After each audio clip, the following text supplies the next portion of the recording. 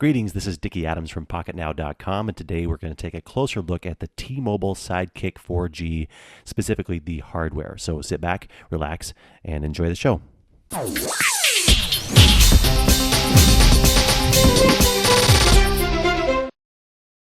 Compared to my daily driver, the T-Mobile Sidekick 4G is about the same size, width, length, and weight.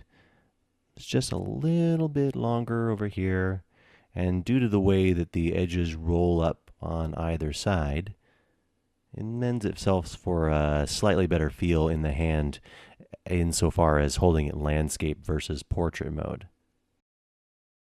Compared side by side with the screens, the T-Mobile Sidekick 4G has a much more warm screen compared to the Samsung Epic 4G, which has definitely a cooler color.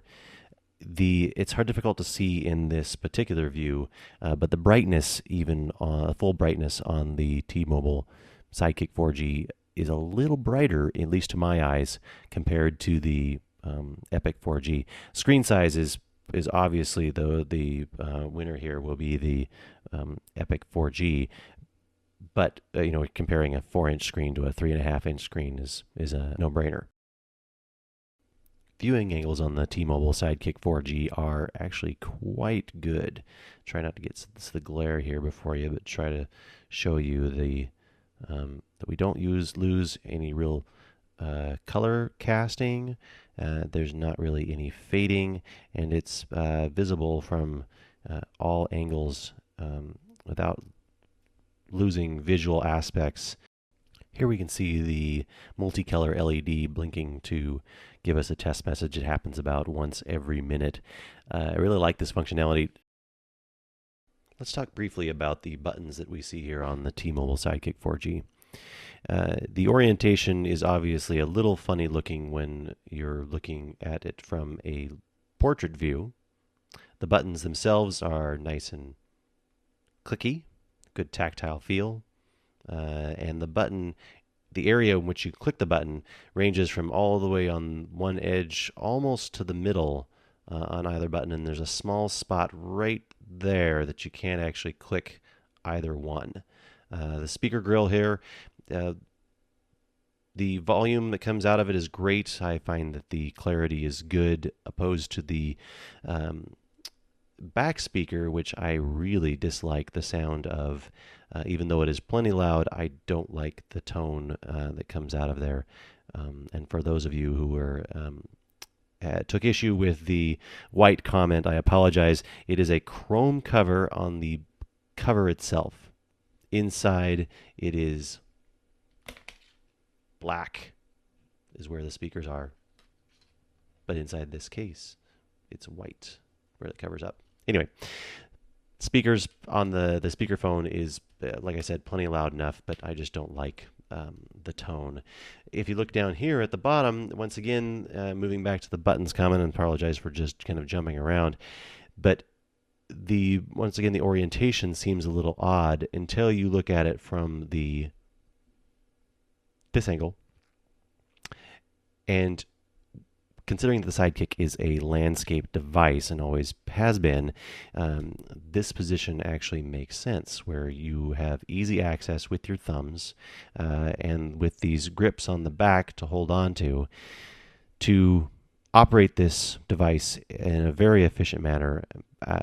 Something I'm getting a little used to, and even your power button and your volume keys make better sense down here on the bottom, and the headphone jack, because holding it in this position makes a lot more sense than holding it in a candy bar style position with your home screen all the way at the top and your power button in an awkward spot down here at the bottom. By default, the screen is set to not rotate unless you pop the screen open or slide it close. This can be adjusted in the settings. I like the fact that they configured it so it's simple to use, but wonder if some users are going to start the device up and turn on their web browser and try to flip the phone this way and find that it doesn't actually change the orientation at all. I really like the way they integrated this D-pad on the Sidekick 4G. Easy finger swipes back and forth to highlight new areas, to scroll up and down through zones.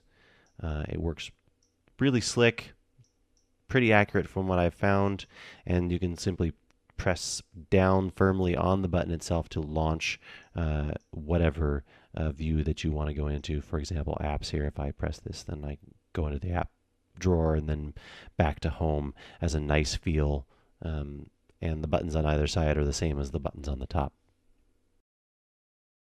The micro USB door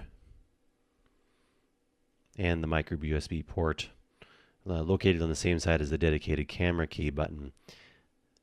I'm just a little concerned about this piece of plastic. I've never had good luck with devices that have a door that has to be opened and closed multiple times, and I think that in the future we'll probably see people complaining that this door comes off.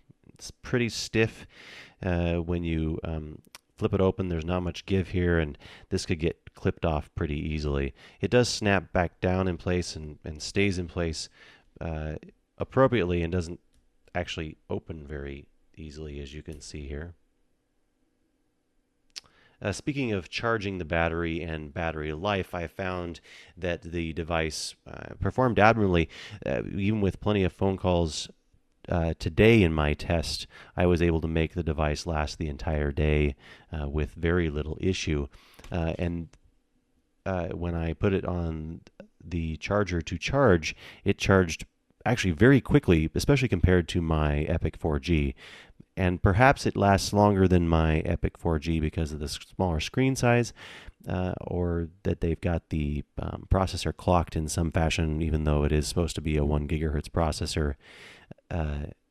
Some underclocking or some other things might be going on there. We'll have to wait for folks at XDA to tell us what's really happening behind the scenes in the processor world.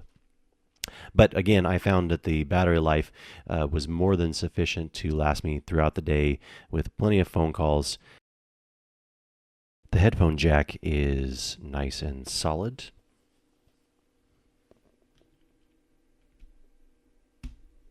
Nice solid click as you plug things into it.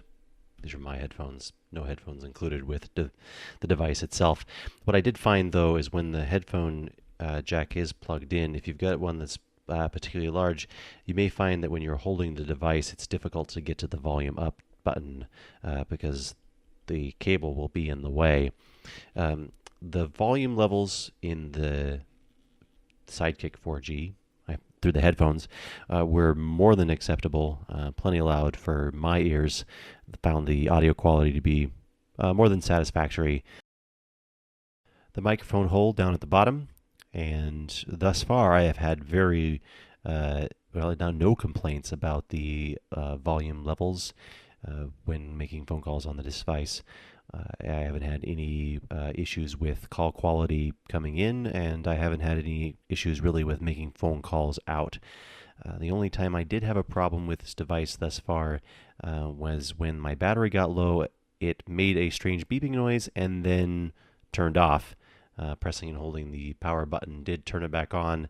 I did end up charging the device shortly after that, but I haven't had it happen again, so I'll keep you informed in the full review if I see that issue come up.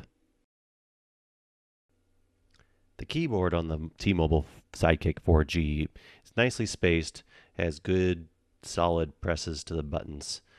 They feel nice. The only part that has really thrown me off is the throw between the keys is a little wider than I'm used to on the Sprint Epic 4G that I normally use. So it's taken me, I can't type quite as fast as I can on my other phone, but I'm finding that the more I use this device, the faster I can type. It does have a backlit tray, and you can see it light up there. I'll talk briefly about how solid this device feels. It's very little give or extra clicking sounds when you twist the device other than me mashing the buttons on the other side as I'm doing this. The back of the device is nicely rounded, making it easy to hold on to. No real rough edges, just smooth plastic. These little ridges come in handy when you're kicking out that screen for the first time, you don't feel like you're going to lose your grip and throw the device on the floor. Sadly, the T-Mobile Sidekick 4G does not have a flash. This will present issues in any dark environments. Outdoors, it takes pretty great pictures for the 3 megapixel camera that it is. But I've done some initial test shots, and I'll post those in the full review. As mentioned in the first look unboxing, this device is HSPA Plus compatible, 4G compatible.